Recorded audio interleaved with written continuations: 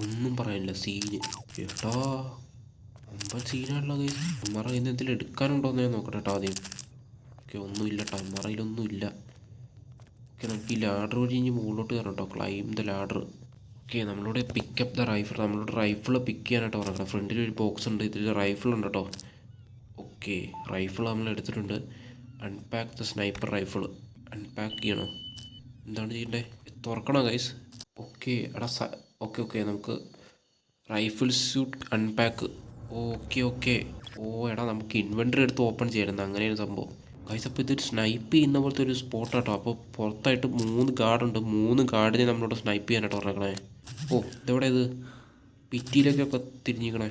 പുറത്ത് 3 ഗാർഡുണ്ട്. 3 ഗാർഡിന് സ്നൈപ്പ്. അതെ, മുകളിലെടുത്ത് 3 ഗാർഡിനെ തീർക്കാനായിട്ട് പറഞ്ഞേക്കണേ.